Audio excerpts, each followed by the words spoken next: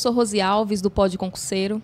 Como vocês sabem, é um projeto social para ajudar concurseiros beneficiários do Bolsa Família. Eu capto bolsas de estudo para materiais, né, de concursos, com a finalidade para que eles tenham recursos para estudar e a gente alcance, na medida do possível, a igualdade na preparação para concursos públicos, através dessa democratização de acesso. O Pod Concurseiro ele também tem um podcast, que é para falar sobre carreiras públicas, histórias inspiradoras, falar sobre algum projeto do governo que impacte diretamente no mundo dos concursos. E hoje é uma história muito bonita do Israel, para que ele fale como ele chegou, né, ao cargo de juiz, mas ele tem uma jornada bem longa no mundo dos concursos, uma história muito inspiradora, que a gente deseja que essa história venha alimentar esperanças, né, para a comunidade concurseira e que a gente possa finalmente dar luz, né, a alvos, né, de concurseiros que estão aí do outro lado, achar que isso é possível também, né, se enxergar nessa história, que foi uma coisa que eu senti falta na minha época de concurseira. Era muito difícil achar uma história parecida com a minha, de pessoas parecidas comigo, e eu não conseguia nunca me enxergar naquelas entrevistas e eu preferia voltar a estudar. Então, Israel, muito bem-vindo. Obrigada por ter aceitado. Eu que agradeço o convite, Rose. É um prazer estar aqui. Ai, que bom. Assim, né? A gente se conheceu através do Instagram. Foi um amigo que mandou, né, a sua história para mim, aquela postagem muito linda que você fez. Obrigado. E ele falou assim, entrevista ele! Então, eu fui na cara de pau te chamar e você aceitou de cara, assim. Eu agradeço muito essa receptividade. E eu sei que estar do outro lado para falar de si pode ser difícil, né? A gente acaba vivendo, né? Vivendo nossa história, querendo alcançar o nosso espaço. E quando chega o momento da gente falar da gente mesmo, talvez, não sei se você tenha dificuldade com isso, né, de falar de si mesmo. Eu tenho bastante. Quando eu fui entrevistada também. Então, fique muito à vontade aqui. O Mundo Concurseiro está muito feliz de receber você aqui. Ah, obrigado. Desde quando eu postei que iria te entrevistar, vários directs. Ai, quando vai ser? Eu quero muito, vai ser lindo. Ai, vai ser lindo mesmo. Eu estava muito ansiosa, ainda bem que chegou esse momento. Chegou. Né? Então, eu queria que você começasse do começo. Bora. Né? Como é que foi a sua entrada no mundo dos concursos públicos? Você já queria ser servidor?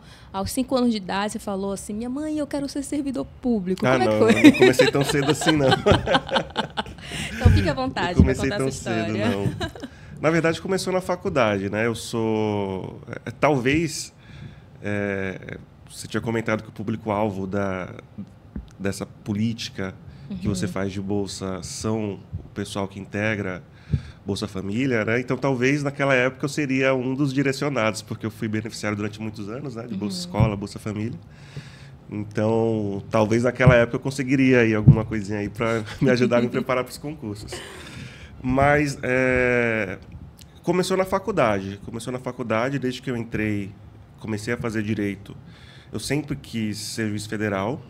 Federal não, eu queria ser juiz, na verdade. Depois fui descobrindo as carreiras, como funciona. E só no final que eu fui ter uma afeição maior assim, para a esfera federal e fui me enveredando por essa área. Mas comecei lá em 2010, na faculdade. Eu sou bolsista do ProUni. Então, logo no começo, eu já tinha a concepção que eu tinha que fazer uma boa faculdade, no sentido de fazer, estudar bem, conhecer todas as matérias, me dedicar ao máximo. Porque no contexto que eu estava inserido, no contexto que eu vim, aquela era uma oportunidade de ouro para mim. Então, eu tinha que usar todas as armas e todas as energias que eu tinha para que aquilo desse certo. A minha mãe é uma mulher negra que veio para São Paulo em 97, né? Veio ela e 3 crianças, eu e minhas 2 irmãs. Então, eu tinha a concepção de que eu deveria fazer todo o esforço que ela teve trabalhando para cuidar dos 3 filhos, o tempo que ela trabalhou como doméstica. Eu tinha que fazer aquilo dar certo e valer a pena, né? Então, como eu não teria uma outra oportunidade de fazer uma faculdade se não fosse pelo programa de bolsa, então eu entendi que aquilo era um caminho que eu deveria me entregar 100, 110, 120% para aquilo. E eu acho que acaba sendo um caminho para todo mundo que quer fazer um concurso, em especial para carreiras jurídicas, fazer uma boa formação, né? Fazer uma boa faculdade, não no sentido de boa faculdade, no sentido de nome da faculdade, mas o curso, né? Sim. Se dedicar e ter boas notas e procurar se comprometer. E foi aí que eu comecei a pensar nesse caminho de concurso. Já lá pelo 8º, 7º semestre, comecei a me inscrever para os concursos de tribunal. Antes eu fazia concursos, mas era de estágio, né? Não chega a ser concurso propriamente dito, é mais aquele processo seletivo. Os estágios que eu cheguei a fazer são todos através de processo seletivo. E no final da graduação que eu comecei a me empenhar com mais afinco assim, para a questão dos concursos. Daí eu fui me interessando inicialmente para o TRT de São Paulo, e o TRF3, que é onde eu estou agora como juiz federal. Naquela época eu fiz concurso para técnico. E é engraçado porque naquela época eu fiz concurso para o TRT2, passei para técnico, fiz para o TRF3 também, passei para técnico, tomei posse, entrei em exercício. E hoje eu volto para casa que eu comecei a minha carreira assim, de concurso a nível federal, propriamente dito, né? Foi bom que você teve uma noção do órgão também, né? Para hoje você voltar, mesmo em outro cargo, mas eu acho importante. É como se você tivesse conhecido o chão de fábrica, não é? Sim, como funcionam os processos na prática, né? Não sei se isso é bom para quem está ingressando, principalmente nessas carreiras jurídicas, magistratura, Ministério Público, Procuradoria da República, que você tenha um conhecimento, um contato e uma empatia com os servidores. Porque boa parte do trabalho do judiciário é feito pelos servidores, né? Óbvio, a função do juiz é super importante, é a atividade fim da judicatura, mas tudo ali funciona a partir de um corpo de servidores que são muito bem treinados, muito capacitados. A gente, naquela época, o concurso de técnico exigia nível superior, nível médio, quer dizer. Foi exigido depois do nível superior. Mas praticamente todas as pessoas que eram aprovadas tinham já o nível superior, mesmo o cargo não exigindo essa graduação, né? Então, a gente tem pessoas super qualificadas dentro da casa ali do judiciário, exercendo essas funções meio que de bastidores, assim. Então, foi muito bom saber como funciona essa atividade dos servidores, a atividade da secretaria da vara, para depois poder exercer a atividade fim com essa consciência, né? Sim, é importante. E antes de você entrou como técnico judiciário na época, para acessar o concurso público, né? Quais foram as barreiras que você teve na sua preparação no início? Eu acho que a maior barreira é o tempo, porque... Adorei. Porque eu tinha que fazer a faculdade à noite e, ao mesmo tempo, eu precisava de ter uma alternativa para ganhar o dinheiro, para poder pagar as minhas coisas, né? Então, eu procurei um estágio justamente para tentar aliar essa necessidade de aprender continuamente a parte do direito na prática e ter alguma coisinha para eu poder me virar. E também pagar o material de cursinho, pagar a apostila, que tem um custo aí, né? Sim. Então, eu primeiro fiz o processo seletivo de estágio, consegui um estágio na Prefeitura de Itaquá, fui estagiário lá durante alguns anos.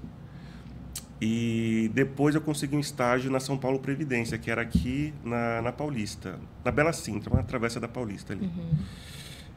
E naquela época, como eu morava em Arujá e fazia faculdade em Mogi das Cruzes, vir para São Paulo era algo totalmente fora de mão, assim, para aquela realidade que eu estava, né? Porque eu gastaria 2 horas para vir, para fazer o estágio, depois mais 2 horas para ir para Mogi das Cruzes, e depois mais 1 hora para voltar para casa, né? Para Arujá.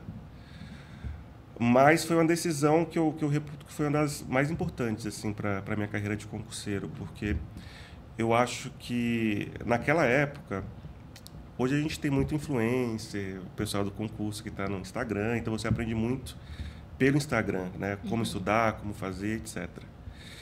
E com essa opção de vir para São Paulo Previdência, como estagiário, eu tive contato com muitos concurseiros que tinham acabado de ingressar na SPPrev para as carreiras de técnico e analista. E foi ali que eu comecei a criar a minha base de concurso.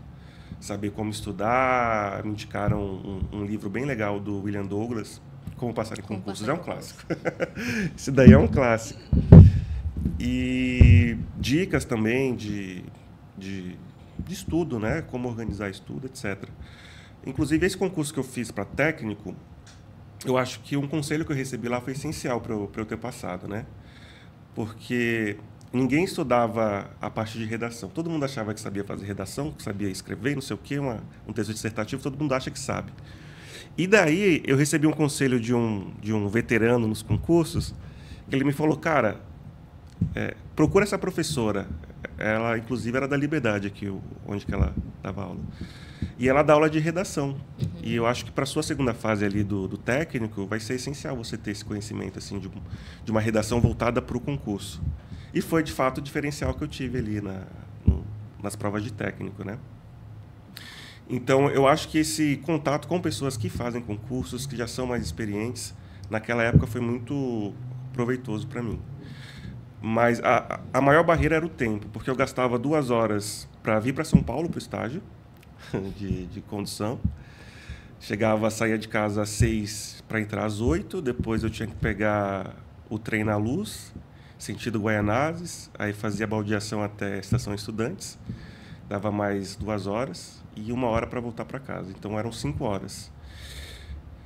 E eu tinha que fazer alguma coisa com esse tempo, porque eu pensava, tá, eu estou aqui no transporte público fazendo todo esse rolê para conseguir estudar e fazer faculdade e fazer estágio, e tem alguém que está estudando, né? Não tem essas dificuldades que eu tenho e está estudando, e provavelmente por estar estudando enquanto eu estou aqui no ônibus, ela vai ter mais condições de passar do que eu. Então, eu tentava aproveitar esse período que eu estava no transporte público para estudar. Aí eu pegava um PDF, eu pegava... Nossa, eu odiava aquilo. É um áudio que o pessoal lê a legislação e te transmite pelo áudio, né? É um áudio horrível. Audiobook, horrível, é uma voz cansativa. E ia escutando, Constituição Federal, artigo 5º, e escutando tudo aquilo. Porque quando eu cansava da leitura, eu ia pro audiobook. Aí quando eu cansava do audiobook, eu ia para as questões, assim, dentro do ônibus, metrô, lotação, etc. E tentava usar esse espaço, esse período de tempo que eu tinha para poder estudar. No estágio eu tinha também 1 hora de almoço, né? Então, eu tinha esse período para descansar, para fazer a refeição. Eu usava 30 minutos para fazer a refeição e descansar, e 30 minutos para estudar, fazer uma questão, etc. E assim a gente vai levando até onde dá para levar, né? Final de semana, sábado, domingo, a gente tenta aproveitar o espaço de tempo que a gente tem. Porque a maioria das pessoas que eu conheço, elas trabalham e estudam, né? Então, conseguir esse tempo para aproveitar para estudar é bem difícil. Sim. Para a galera que está estudando para o cargo de técnico judiciário, quais dicas você daria, assim, de como é que funciona a atuação? Porque como você passou por várias carreiras, eu queria fazer uns recortes dessas carreiras para ajudar as pessoas que estão estudando, respectivamente, para elas, né? No caso do técnico judiciário, quais dicas você daria para... Até no sentido vocacional também. Porque tem gente que não sabe nem o que o técnico judiciário faz, e por abrir um concurso, aí quer tentar agora, mas o que fazer lá dentro? Esse tipo de episódio ajuda também a direcionar o concurseiro melhor nas suas decisões, né? E por fim, a gente tem no serviço público servidores mais vocacionados, né? Sim. Eu fiz o concurso de técnico, então vou falar com base na sua experiência. 2014 e 2015, a experiência que eu tive. Muita coisa mudou de lá para cá, principalmente na carreira de técnico judiciário, do Judiciário Federal, né? Salvo engano, incluíram a exigência de nível superior agora para técnico. Mas a dica que eu dou, e que eu acho que é básica assim, para todo e qualquer concurso, é aqueles 4 pilares, né? Lei seca, doutrina, jurisprudência, questões. E um quinto, que talvez seria a parte de revisão. No caso de técnico, as apostilas, e aqui eu falo especificamente da apostila do Estratégia, que naquela época estava bem alta e foi um material muito bom, já vinha tudo isso compilado, assim, num documento só, num material só. Então, para estudar para técnico naquela época, praticamente eu utilizava o material do Estratégia e fazia algumas questões com o Q-Concursos, que eu tinha assinatura no Q-Concursos. Então, eu equilibrava essas duas coisas. O material de estratégia, que já conjugava doutrina, jurisprudência, questões, lei seca também, e o Q-Concursos. Eu acho que, naquela época, o concurso de técnico, a minha banca era FCC. Não sei se a FCC ainda está em alta aí no concurso de técnico, mas naquela época era FCC, CESP, às vezes fazia um concurso ou outro. Mas para a FCC era aquela coisa de lei seca mesmo, né? Tinha que ter um entendimento mais, um aprendizado mais decorado assim da lei seca para poder fazer as questões objetivas. Isso tem mudado aos poucos, né? Os concursos acabam exigindo hoje um pouco mais de jurisprudência, principalmente os tribunais superiores, STF, STJ, mas em geral eu acredito que essa estratégia de concurso fundada nesses 4, 5 pilares é algo que funciona. Sempre sem esquecer da revisão, que é muito boa. E em relação à carreira, o técnico faz tudo. O técnico praticamente tem as divisões técnico judiciário, área administrativa, área judiciária. Em geral, eles fazem tudo, né? Desde do atendimento dos advogados, que antigamente era feito presencial, hoje está tudo virtualizado, mas o atendimento aos advogados, a juntada das petições no processo.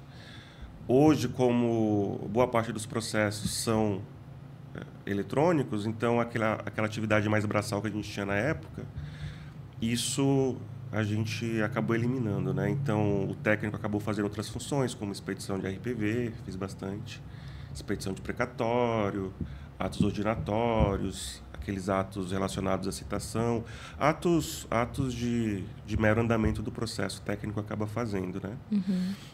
Em alguns casos, o técnico que trabalha no gabinete do juiz, ele tem o costume de fazer algumas minutas, né? Em geral, podem ser os analistas que atuam mais no gabinete, mas também o técnico. E essas minutas de decisão é possível também que o técnico faça. Mas não são todos, é mais geralmente quem tem um conhecimento já jurídico, uma formação na área jurídica, que o diretor de secretaria, o juiz acaba selecionando para fazer essas funções que tem uma carga jurisdicional não, uma carga jurídica maior, né? Então, ele pode começar desde uma atividade meramente administrativa como uma minuta de decisão, né? O técnico judiciário. Muito embora se dê preferência para essas atividades mais jurídicas para quem tem a formação na área jurídica, o analista, mas é possível que o técnico também faça.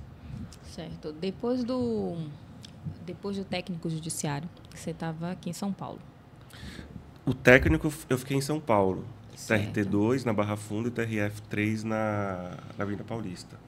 Aí, depois desse concurso de técnico, você passou para outro cargo. Isso. E aí, como é que foi essa preparação e até chegar lá? Pois é. Como eu sempre tive como meta ser juiz, não sabia se tinha intenção, a pretensão de ser juiz federal, estadual ou do trabalho. Na verdade, do trabalho, acho que nunca. Eu não gosto muito de ir a trabalho.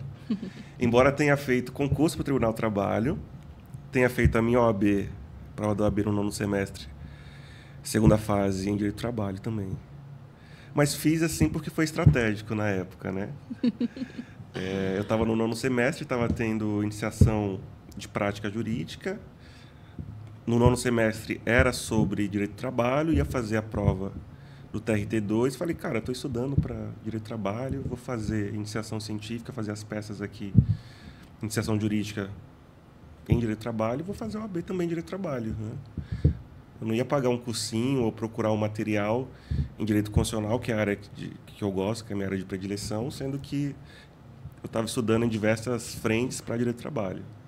Então, abri mão ali da matéria que eu gosto, né? Tenho afinidade para fazer direito do trabalho. Foi estratégico.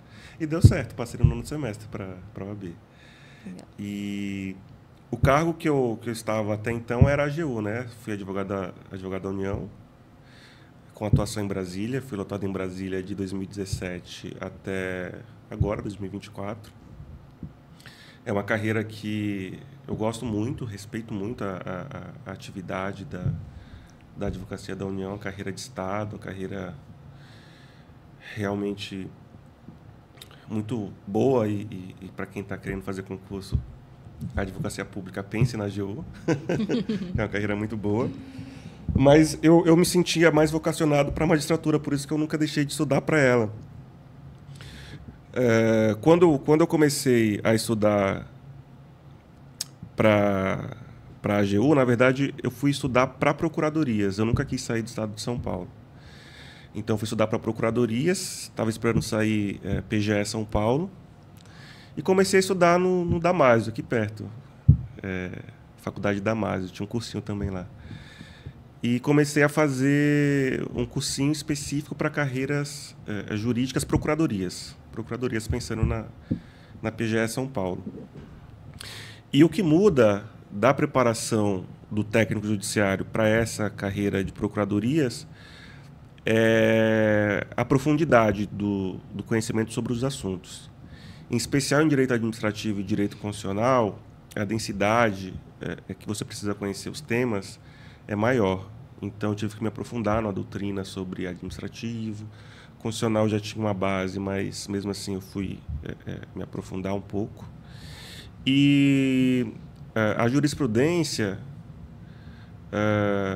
agora não mais estava estudando a partir da apostila, né, que eu tinha utilizado no Estratégia, e comecei a estudar a partir de doutrina mesmo, propriamente dita. Então, peguei uma doutrina ali de constitucional, uma de administrativo, uma também de penal, processo penal, odeio. Todo respeito a quem gosta de penal e processo penal. Porque é uma matéria que cai em concursos de advocacia de Estado, mas que a gente praticamente não usa na prática, né? Uma vez ou outra, você vai fazer a defesa de um agente público no inquérito policial ou numa ação penal. É muito raro e muito específico as hipóteses de atuação, né? Mas cai no concurso da AGU, então eu tive que estudar penal e processo penal, direito administrativo, direito econômico, direito do consumidor, direito civil, processual civil. Todos os ramos do direito eu lembro de ter passado para o estudo para a procuradoria.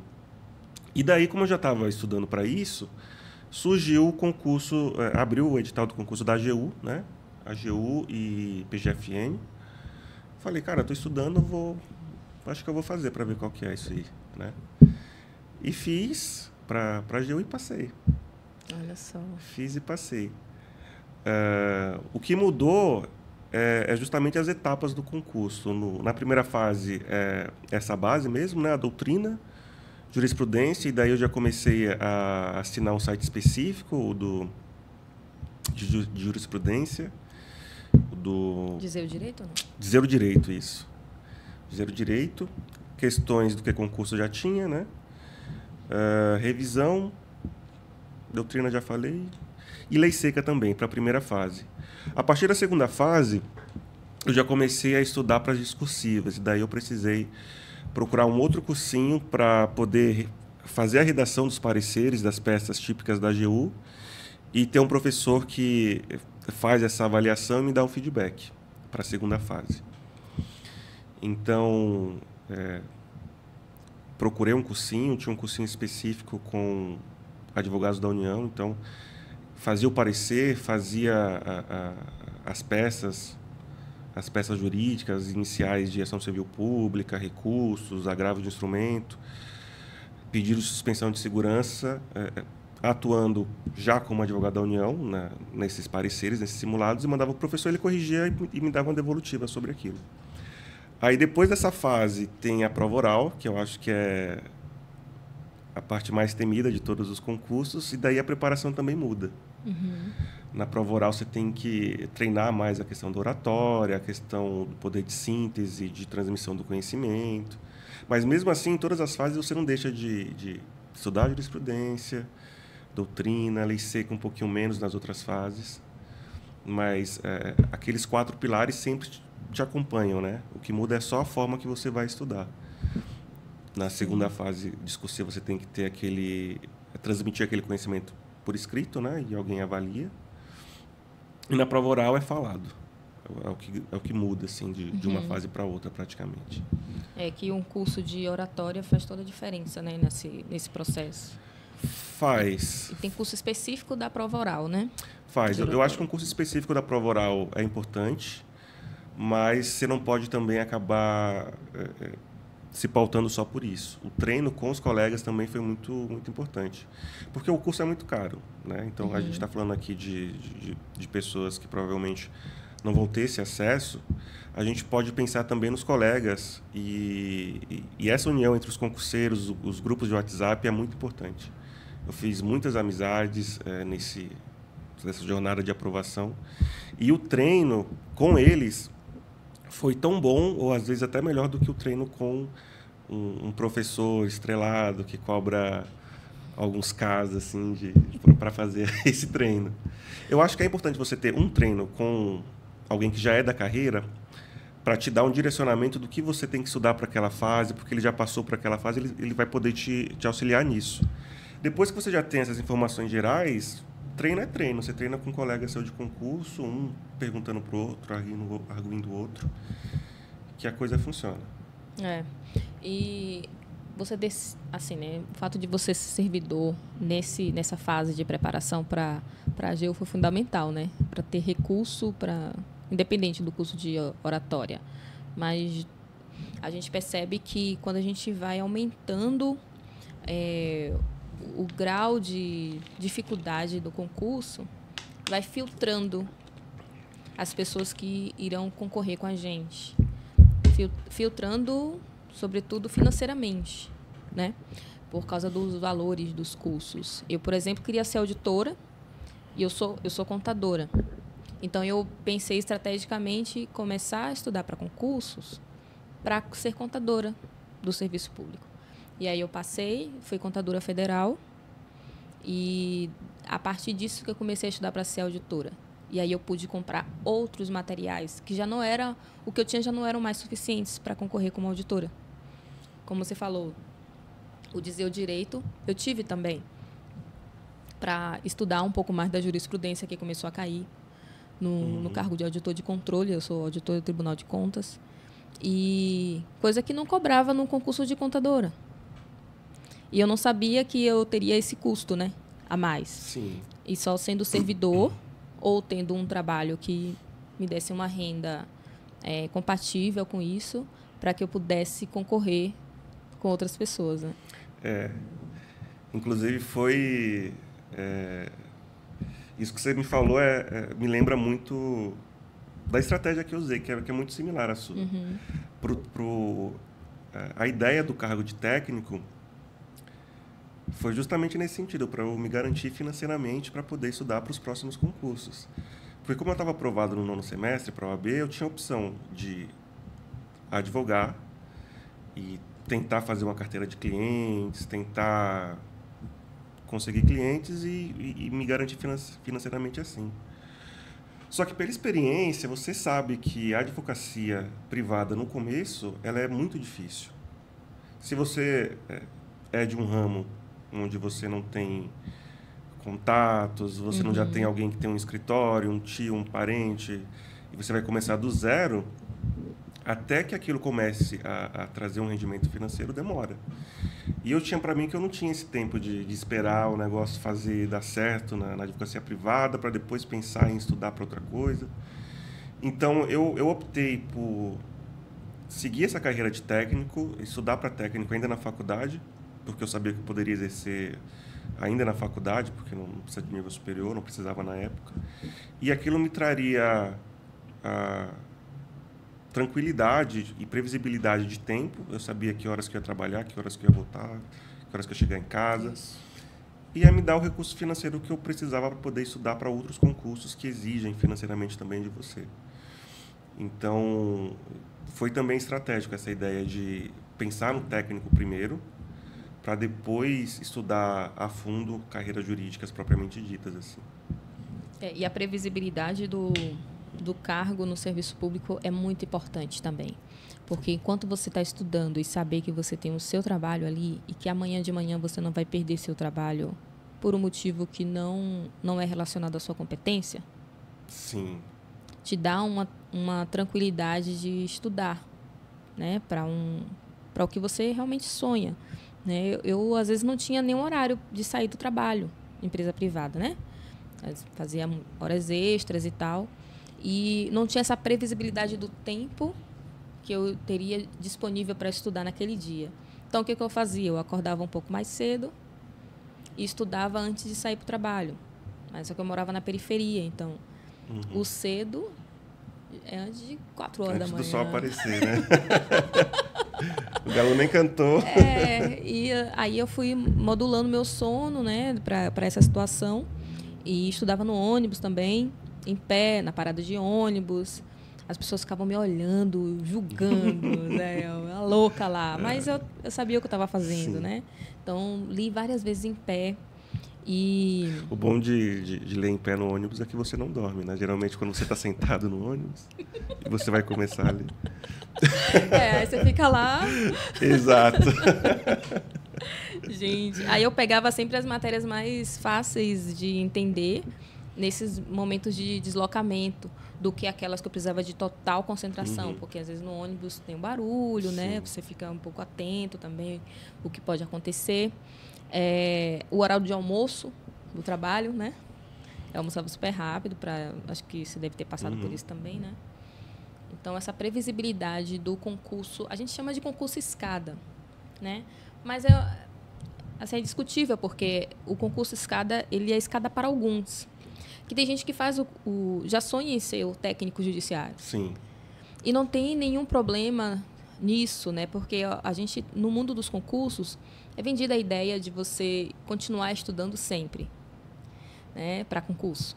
Aí você passa em aí já está pensando em outro cargo maior, aí já vai estudando para outro concurso e uma busca incessante, muitas vezes.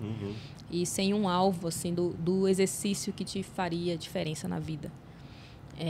Então, tem gente que entra no tribunal como técnico e se realiza, né? E acaba sendo aquele concurso fim. Então, por isso que eu costumo dizer que o concurso escada, ele é escada para alguns.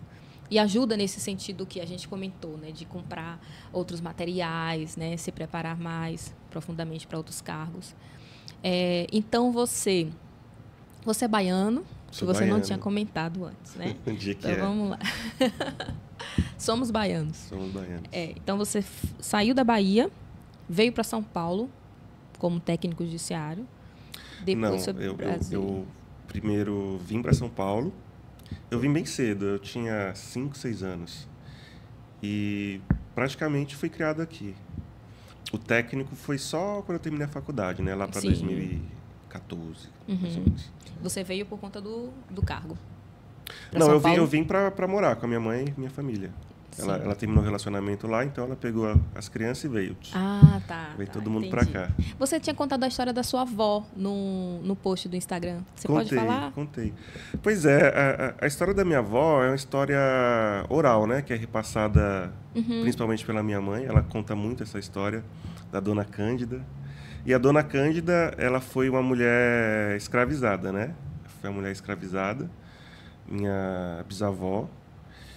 E o que a gente sabe dela, através dessa história oral, foi isso, que ela foi uma das últimas pessoas que a gente tem ciência da nossa geração, da nossa família, que foi a mulher escravizada e veio para a Bahia, né? E a partir dela que surgiu minha bisavó, minha mãe, etc, etc. Mas foi a mulher que, ainda em vida, teve essa experiência com o processo de escravidão, né? De escravização da população negra. E eu contei sobre ela no Instagram, porque eu acho que quando você passa no concurso, principalmente no momento da nomeação, da posse, eu acabo fazendo meio que um balanço assim da história da minha vida e dos que vieram antes de mim. Eu tenho essa mania assim de olhar no retrovisor e ver o que me fez chegar aqui hoje, né? E eu tenho muito orgulho da minha trajetória, da minha história, mas eu tenho a consciência de que a minha história e a minha trajetória, ela não começou e nem provavelmente acabará na minha existência, né? Talvez se a minha mãe, um tempo atrás, não tivesse a coragem de vir aqui para São Paulo e de cuidar de 3 crianças sozinha, não sei o quê, e passar por tudo que ela passou, eu não tivesse as oportunidades que eu tenho hoje. E eu não quero dizer isso assim no sentido de romantizar todas as dificuldades, todos os percalços que ela teve, mas também no sentido de coroar tudo que ela fez para que eu tivesse a educação e o acesso que eu tenho hoje, né? Eu estudei e trabalhei praticamente a vida inteira, assim, desde acho que os 14, 15 eu já estudava, trabalhei em Lava Rápido, né? E aí ensino médio era Lava Rápido de manhã, de tarde, à noite tinha que ir para a escola. E a minha bisavó, provavelmente, a minha mãe, provavelmente, dentro do que lhe foi permitido sonhar, talvez ela não tinha perspectiva de sonhar que o filho dela um dia fosse juiz federal. Talvez os sonhos que foi imposto para que ela pudesse sonhar fossem coisas diferentes, mais limitadas. Mas dentro daquilo que ela pôde sonhar e ela conseguiu realizar, eu tive o substrato para chegar aqui. E daí chega na minha bisavó, né? Tem a minha avó Flora e a minha bisavó, que é a última da linhagem que foi escravizada. E provavelmente eu penso que, na cabeça dela, naquela época, qual que era a perspectiva de sonho que ela tinha? De liberdade, de poder constituir família e ter um emprego, ter um trabalho, alguma coisa assim. Talvez ela não tivesse essa perspectiva e essa possibilidade de sonho que eu tive agora, né? Então, eu acabo fechando nesse ato de posse, no cargo de juiz federal, talvez, a concretização de sonhos que elas não tiveram oportunidade de sonhar e que acabam se concretizando, talvez, na minha trajetória, na minha vida. E que eu espero também que se concretize assim na minha prole, nos meus filhos, etc., daqui para frente, né? Sim. Então, eu faço meio que uma visão que parte daquele pressuposto do Ubuntu, né? Eu sou porque todos nós somos. Então, eu gosto de entender essa vitória da magistratura como uma vitória coletiva, né? Acreditando muito do que eu sou hoje a essas matriarcas que vieram antes de mim. Nossa, que bonito. E também é um sonho de muita gente que a gente nem imagina, né? Sim, né? A gente acaba realizando, essas pessoas se visualizando, né, na gente, na sua história. Eu lembro que, poxa, eu postei ontem, né, que iria te entrevistar, que teria essa honra, né, de te entrevistar. E quanta gente veio falar comigo que se sentiu emocionado porque eu postei bem o seu texto nos stories. E todo mundo leu, assim, e teve gente que veio falar comigo que ficou emocionado. Homens pretos, mulheres pretas também, de que conseguiram, através do seu texto, se sentirem tocados e saber o motivo disso, né? De como isso pode abrir portas.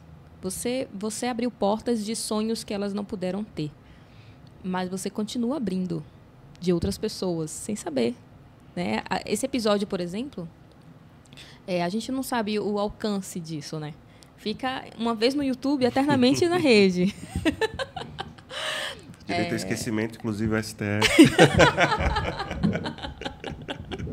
Meu Deus. Aí, imagina, vai passar por tanta gente. Tiveram entrevistas que eu dei que pessoas vieram falar comigo e eu me senti extremamente tocada. Caramba, como isso mudou a realidade de uma pessoa que eu não imaginava. Né? E, às vezes, por timidez, a gente não fala muito sobre a gente. Né? Foi algo que eu pensei bastante assim, sobre compartilhar com as pessoas ou não. Porque quando você costuma ver os depoimentos de aprovados, e eu estou dizendo isso aqui não no sentido de deslegitimar ou dizer que é algo menor, não. Cada um tem a sua história, a sua luta, e isso é muito pessoal, né? As dificuldades que cada um faz para passar no concurso, só a pessoa sabe. E tem muitas dificuldades que transcendem só essa questão que a gente traz aqui, né? Mas eu tinha dificuldade de ver histórias contadas que trouxessem algo que eu vivia, ou que eu estava vivendo. Eu vi algumas pessoas comentando sobre algumas pessoas que tinham dedicação exclusiva para estudar, e daí trazia isso como se fosse algo complicado, difícil. Pode ser, porque o estudo é algo bem complicado, difícil, tem vários graus e nuances de dificuldade. Só que daí eu pensava, cara, eu só queria um tempinho para poder estudar, sentar 5 horas no ônibus, paz. sabe? Em paz, numa sala com ar-condicionado, não sei o quê. E eu acho que aquilo, ao invés de me motivar, me distanciava mais, porque eu falava, poxa, eu não tenho a condição que essa pessoa está dando depoimento aí, eu não tenho as mesmas ferramentas que ela tem. E eu pensava, ela passou porque ela tem essas ferramentas, porque ela tem acesso a isso, acesso àquilo outro. E acabava sendo mais desmotivador do que motivador, né? Mas, ao mesmo tempo, eu tive a consciência, e você também teve essa consciência, de criar as ferramentas para conseguir fazer dar certo. A gente tem que criar os nossos meios, os nossos espaços. Então, se tiver que estudar no ônibus em pé, lendo um PDF, é isso que eu vou ter que fazer. Nem que seja uma revisão, algo mais fácil de gerir ali no ônibus, a gente vai ter que fazer. Porque, senão, o que vai sobrar para a gente? Se conformar com o estado em que estamos e vai ser isso para sempre? Eu tomo muito cuidado em falar isso, porque eu também não quero passar para aquele discurso e dizer, se você se esforçar, se você fizer, você vai conseguir. Porque nem sempre é assim. Não é só porque você estuda e faz o seu melhor que você vai conseguir chegar a determinados lugares. Existem barreiras estruturais que você precisa ter consciência de que elas existem para poder lutar e usar ferramentas contra essas barreiras estruturais. Mas fazer a sua parte com as ferramentas que você tem é importante. Eu acho importante. É quase um tomar força o seu espaço. Né? Porque tudo acaba girando em torno de uma única resposta. Vai ser difícil. Eu tenho uns amigos que falam para mim... Quanto antes você souber que vai ser mais difícil para você, melhor. Verdade. É como se você estivesse com um facão cego numa mata fechada. Poxa, aí fica difícil. Tentando fazer a trilha, né? Para passar essa trilha. E uma vez passando essa trilha, a gente conhece um pouco os caminhos para ajudar outras pessoas, né? Eu acho muito importante. Imagina, estava aqui refletindo sobre a sua história, a sua carreira no serviço público, o quanto a administração pública no geral, né? No sentido amplo, assim, ganha com a sua entrada. Porque ter um juiz que viveu as dificuldades e sabe a outra realidade de alguém que não está ali naquela posição, ter um juiz que conheceu a realidade do técnico judiciário e sabe como é feito o trabalho daquelas pessoas que estão dando o suporte para a sua decisão, faz toda a diferença. Você foi um receptor de políticas públicas, né? E hoje está como juiz do outro lado, né? Podendo ser um agente transformador, né? Na medida das suas competências. E para a administração, é uma coisa que eu sempre falo aqui no podcast, que a Bolsa o Bolsa Família, né, especificamente, que é o público-alvo do projeto. Imaginar alguém que passa no concurso, que foi do Bolsa Família, e entra num cargo de especialista em políticas públicas, por exemplo, que ele faz a formulação, participa da implementação, ele está como um ator dentro da política pública, ele sabe exatamente como aquela política pública pode melhorar, na visão de um ex-receptor, né, daquela política. Então, voltando para o seu caso, eu vejo que para a administração existe um ganho gigantesco e também vai exigir força de você, também, para lidar com a própria máquina. Sim. Né, com a estrutura que já existe, e às vezes é cansativo a gente o tempo inteiro impor para dizer porque a gente está ali, né? Não é o bastante ainda passar numa prova, mostrar competência através dos nossos atos, mas é como se a cada dia a gente tivesse que provar porque está ali. E isso exige muita força. E isso cansa bastante. Inclusive, uma das dicas que eu gostaria de compartilhar para quem está estudando, fazendo concurso público, é descanse. Descanse. A gente tem essa urgência de ser aprovado, a gente quer estudar mais e melhor, mas a gente precisa descansar também. Eu acho isso super importante. Domingo, para mim, era sagrado. Não faço nada. Hoje eu estou fazendo porque né, um momento especial. Tudo. Mas de concurso eu não faço nada. Não fazia nada de estudo para concurso. Domingo era sagrado. E eu acho que a gente precisa tirar esse momento para descansar, para poder recobrar as energias. Porque é algo que influi na sua própria capacidade de absorver o conteúdo também. Então, tem gente que às vezes acha que vou começar a estudar, tá com aquela energia, com aquele vigor, vou estudar 10 horas por dia. Lei do engano, não vai conseguir ter consistência, permanência nisso. Então, se cuidar, o autocuidado é importante para concurseiro, principalmente para quem está fazendo carreiras que são super exigentes e que tem esse desafio emocional muito grande. Então, se você puder fazer uma terapia, faça uma terapia, né? Se você puder ter um hobby, ter um momento de lazer, ter um momento de descanso, uma atividade física. Eu, quando estava estudando para técnico, até hoje eu faço isso. Eu costumava estudar de manhã, um pouquinho antes do trabalho, na Mário de Andrade. Tem uma biblioteca bem legal ali no centro de São Paulo, na República. Aí eu estudava ali de manhã, depois ia a pé para Paulista, estudava, isso já no finalzinho, já, antes de eu ir para Brasília. E depois fazer uma atividade física. Fazer uma musculação ali, um negocinho. Mas cada um faz o que gostar.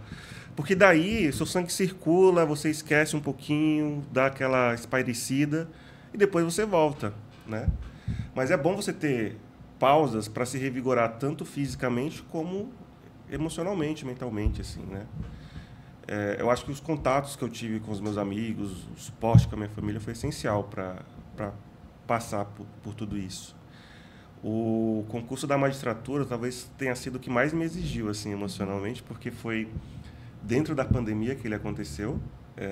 Eu estava em Brasília, na época, morava sozinho em Brasília, a gente precisou ficar em casa, estava de home office, trabalhando. E tudo acontecendo, né? Inclusive nada. O concurso suspendeu. Mas todo aquele caos da pandemia acontecendo, alguns amigos meus perderam pessoas super importantes nesse período. Um amigo meu perdeu o pai numa semana, a mãe na outra semana. Aí depois um outro amigo meu perdeu uma outra pessoa também. Então, é óbvio que tem esse peso maior neles, que foram eles que perderam, mas eu senti muito isso naquele período. E você precisa achar um jeito de continuar seguindo em frente, né? Então, a atividade física para mim foi muito importante, uma terapiazinha bem importante. Porque se você não tiver em condição de se cuidar, de ter esse autocuidado, você não consegue fazer nada. Você não consegue estudar, você não consegue cuidar do próximo, da sua família. Então, eu acho que isso é essencial, ter esse autocuidado. Um amigo me falou uma vez, eu tive muita dificuldade com o descanso, né? Eu levava direto, assim, não tirava dias para descansar. E meu sono foi bastante prejudicado, que eu fui diminuindo cada vez mais a quantidade de horas para dormir, pela necessidade da situação naquele momento, empresa privada e tal. Uhum. Aí, quando eu tentei trazer o meu sono regular, assim, eu não conseguia, porque o corpo se acostumou. E é um perigo absurdo isso. Aí, fiz tratamento psiquiátrico e tal.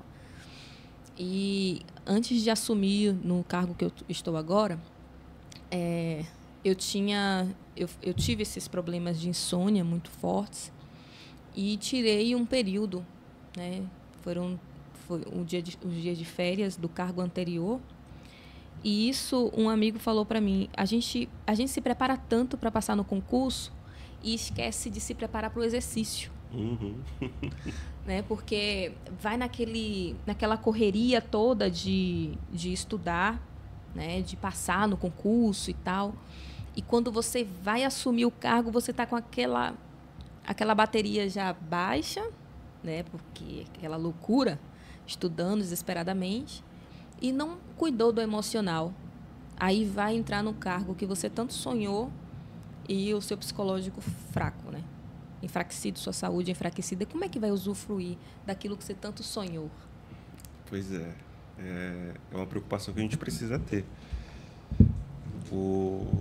Eu acho que o essencial para a gente conseguir passar por esses concursos que exigem bastante, sei lá, 3 anos de preparação, 4, 5, até os menores também, é estar com a saúde mental em dia.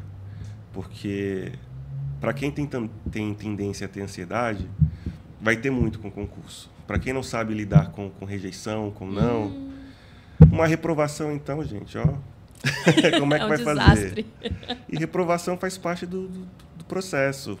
Só é aprovado quem já foi reprovado aí, 1, 2, 3, 4. Né? Eu nem contei.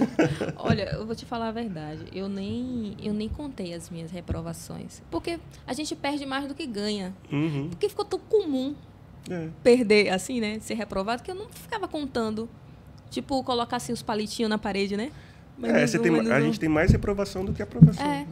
Eu preferi contar só as aprovações, porque a reprovação já era normal. Uhum. Eu não sei se isso é bom ou ruim, mas foi a forma que eu consegui lidar. Assim. Eu acho que é bom normalizar isso, né? Porque, óbvio, você foi reprovado, a gente faz análise, vê onde precisa arrumar, etc. Mas ter a consciência que você não vai passar de cara, assim, né? Pela primeira vez, né? A não ser que você esteja muito fora da curva, mas o normal é você ser reprovado antes de ser aprovado. Então, saber lidar com isso é muito importante mesmo. Eu acho que a prova oral exige muito emocionalmente da pessoa. Eu acho que 50% da prova oral é o seu controle emocional ali na hora. Inclusive, foi uma coisa que me foi passada pelos examinadores, pelos professores nos simulados. E nos testes que a gente fazia, nos simulados que a gente fazia entre os colegas, era o que eu percebia que as pessoas mais se desestabilizavam, assim, era o emocional. Porque o conteúdo, você sabe que a pessoa tem. Já fez a fase objetiva, a subjetiva, fez 2 provas de sentença, fez uma prova dissertativa. A pessoa que está na prova oral, ela tem a bagagem. A questão é como você vai expor isso. E o emocional pesa muito ali naquele momento. Teve uma pessoa no nosso concurso que foi reprovada, creio eu, e também é o entendimento dos colegas, que foi pela questão emocional, que na hora ela não conseguiu administrar isso, e daí a banca não teve condição de aprovar essa pessoa. Então, nos nossos treinos, a gente tinha um examinador que ia estar na nossa banca, que era muito rigoroso, e o pessoal tinha muito medo dele. Então, no simulado, eu assumi o papel desse examinador. Vocês gravaram o vídeo? Deve ter por aí, deve Depois ter por manda aí. para ele. Deve ter por aí. Mas era tudo com consentimento, a gente, né, combinou Claro. que seria assim, né? E daí eu pegava um pouquinho mais pesado pro lado emocional, né? Tudo dentro do respeito, obviamente, mas tentava desestabilizar emocionalmente porque era o que seria avaliado também na hora do concurso. E uma amiga minha hoje, que na época era só colega de treino, ela fala, olha, os treinos que eu fiz com você foi essencial para eu conseguir passar pelo examinador fulano, porque... Olha só. Fiquei tão curiosa porque agora. o nosso treino foi tão mais intenso que na hora ela falou, isso aqui... Foi fichinha. Foi fichinha, mas é importante ter esse controle, né? Esse cuidado. E a coisa que você aprende, né? Coisa que você aprende com o tempo. Sim. Se você sentir a vontade de falar, né? Como é que foi assim a reação da sua mãe diante dessas conquistas até agora? Foi um momento de realização para ela. Eu não costumo falar as coisas que eu faço assim de concurso porque minha mãe é ansiosa, né? E daí eu falo, vou estudar para tal coisa. Aí ela semana que vem liga, e aí, já passou? Ai. Tá em qual fase? Tô orando aqui, viu? Que ela é da igreja evangélica. Irmã do Coque. A irmã do Coque? Irmã do Assembleiana? Não, a gente foi criado na Assembleia, mas hoje ela está numa outra denominação. Tá. Mas tivemos essa passagem na Madureira aí. E daí eu sempre evitei de falar as coisas para ela. Então, quando eu passei na AGU, ela só soube que eu passei na AGU o dia que eu já tinha passado na prova oral, tudo que foi nomeado. Eu nem contei as outras fases, porque, além de gerar uma expectativa nela, ia gerar uma cobrança para mim também que eu não estava afim de ter naquele momento. Eu queria ter minha tranquilidade de estudar, sem ninguém perguntando se já passou, se não passou, o que está fazendo. Então, eu sempre contava só quando acontecia mesmo. E para a magistratura eu fiz um pouquinho diferente, né? Eu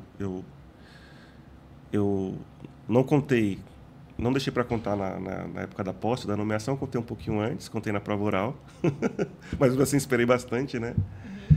Contei na prova oral porque eu tinha bastante convicção do que eu estava fazendo, eu estava bem seguro do que eu estava fazendo. Então, independente do resultado, se fosse positivo ou negativo, eu tinha ciência que eu fiz tudo que estava no meu alcance ali, de estudo, de preparação, etc. Então, se viesse a aprovação, ok. Se viesse a reprovação, ok também. Foi o meu primeiro concurso assim, de magistratura, que eu cheguei até a prova oral. Então, se eu reprovar na minha primeira prova oral de magistratura, está dentro do padrão. Do padrão, né? Então, óbvio que tem um nervosismo normal da prova, mas eu estava tranquilo em relação a isso. Então, eu achei por bem de comentar com ela, falei para ela, até para ela poder fazer aquela, né, fazer aquela oração que ela sempre faz, né? Uhum. Fazer o jejum que ela gosta de fazer. É o jeito dela de torcer, né? Ela fala, filha, eu vou ficar em jejum e oração aqui, não sei o quê, vou falar para o pastor. Aí falo para o pastor e ficou orando, não sei o quê. Falei, né, para ela poder ter ciência, né? Eu achei importante nesse momento dividir com ela. E daí contei que ia fazer a prova oral. Beleza. Aí quando eu recebi o resultado da prova oral, eu estava em Brasília, né? Aí eu liguei para ela. Inclusive tinha até um post, eu gravei isso. Eu acho que eu postei no Instagram. Mas depois eu tirei, porque é muito pessoal. Quando o meu Instagram era fechado, eu deixava, mas depois eu... Agora ficou... Ainda mais agora. E daí liguei para ela, falei, ela se emocionou muito, assim. Se emocionou demais. Foi bem... Porque ela viu desde sempre, né? A minha trajetória, não só no concursos, mas na vida, assim. Eu fui uma adolescente bem complicado, né? Bem travesso. Uhum. E ela sempre procurava um jeito de me colocar nos trilhos, né? Então, o primeiro emprego que eu consegui foi porque eu estava aprontando muito na escola, então ela falou, você não vai ficar com esse tempo livre aqui sem fazer nada. Aí fiquei na escola e ela conseguiu conversar com o irmão da igreja para deixar eu trabalhar lá numa quitanda de verdura, um negócio, uma barraquinha de feira. Aí eu fiquei um período lá na barraquinha de feira, depois ia para a escola. Justamente para que eu não ficasse em casa, né, pensando qual travessura que eu iria fazer. Então, ela já conhecia minha trajetória desde de sempre até agora, né?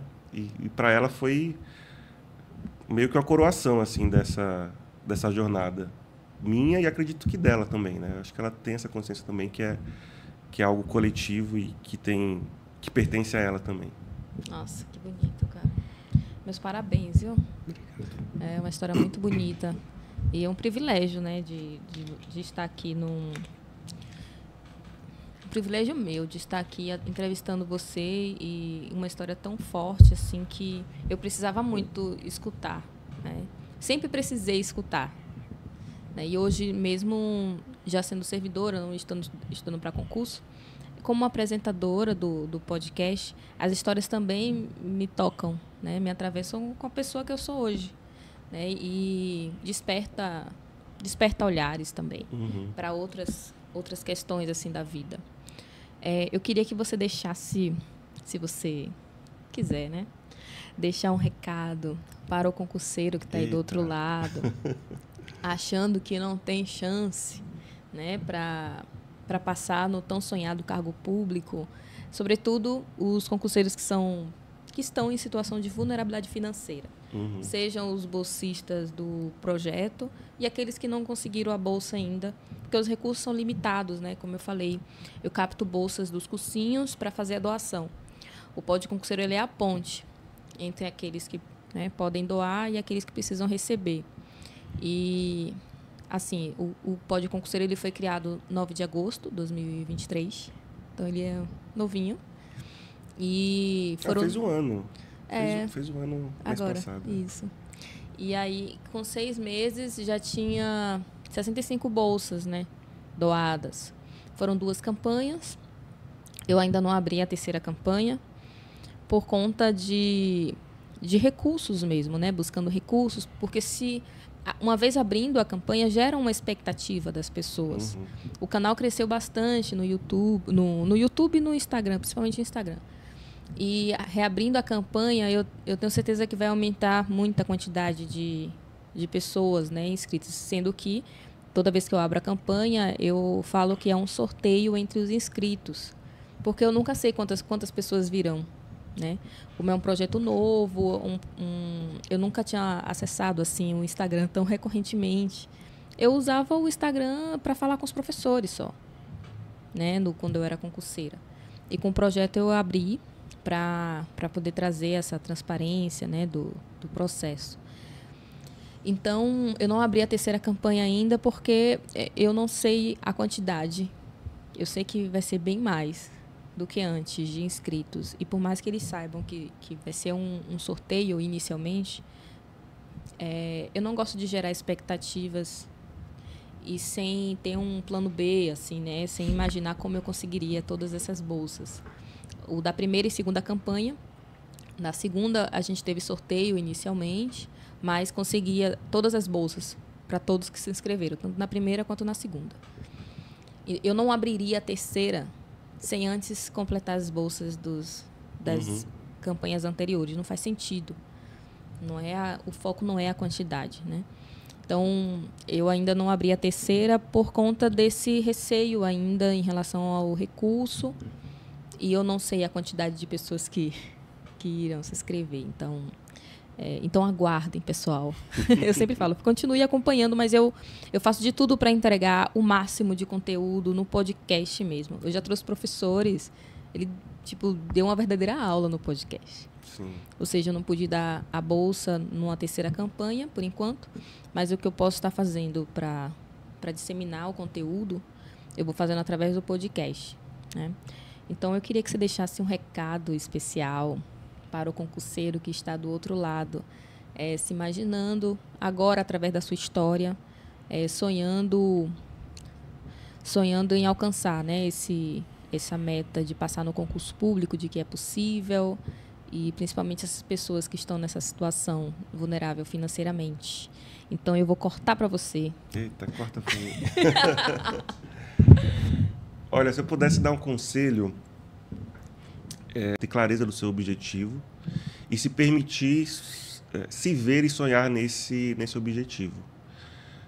Nessa trajetória de concurso, durante muitos momentos a gente vai ficar cansado, vai ficar desmotivado. Às vezes eu simplesmente fechava os olhos e me imaginava no meu cargo, assim, sentado na minha cadeirinha, lá no meu gabinete. E você mentalizar isso te traz uma sensação de que é possível, né? Então, se permitir sonhar, chegar onde você quer chegar, eu acho que é fundamental. E, ao mesmo tempo, ter ciência das dificuldades que você vai atravessar para chegar lá. Eu tenho a convicção de que não é fácil, é super difícil. E você ter a clareza dos obstáculos que você vai ter que enfrentar te dá a possibilidade de se planejar sobre como você vai enfrentar essas dificuldades que vão surgir, porque vão surgir. Então, você ter fé em você mesmo, ter fé na sua convicção, ter fé no seu objetivo e saber que a estrada vai ser tortuosa, difícil, complicada, e, ao mesmo tempo, traçar um plano possível de ser executado para enfrentar esses objetivos. Eu acho que é isso. Não dá para você romantizar e achar que é só porque você quer passar, que você estuda bastante, que você vai conseguir. É importante que você saiba que haverão dificuldades e que, a partir dessas dificuldades, você tem que ter um planejamento para poder enfrentá-las. E só tendo essa real consciência, você tem a maior condição de enfrentar o que tiver que vir pela frente, né? Mas sempre confiando e acreditando em você mesmo e no seu sonho, no seu objetivo. Excelente. Muito obrigada, Israel, por ter vindo. Eu que agradeço. Por esse episódio que foi um presente para o Pod Concurseiro. Você que ainda não conhece o perfil do Pod Concurseiro no Instagram, @podconcurseiro, eu não vendo materiais. Então, é apenas o projeto social para ajudar esses concurseiros que mencionei, do Bolsa Família. Entrego conteúdos gratuitos aqui no YouTube, através dos podcasts, com histórias inspiradoras, técnicas de estudo, carreiras públicas e assuntos importantes no meio dos concursos. Então, segue o Instagram, o YouTube, se vocês gostarem do conteúdo. Eu sou péssima blogueira. Sempre falam para mim assim... Rose, coloca fala para o pessoal arrastar para cima. Fala para o pessoal seguir. Clica no sininho. Eu não lembro. Eu nunca lembro de falar essas coisas. Então é isso, pessoal. O Pod Concurseiro, se você gosta do conteúdo, compartilhe com aquelas pessoas que você acha que o conteúdo vai ajudar de alguma forma, pessoas que estão estudando para concurso, sobretudo as pessoas que são vulneráveis financeiramente. Mande dicas de pessoas para entrevistar, pessoas que vocês admirem também, que eu sempre vou na cara de pau, né, fazer o convite, ver se a pessoa aceita. Então é isso, pessoal. Até o próximo episódio e obrigada por estar aqui. Grande abraço.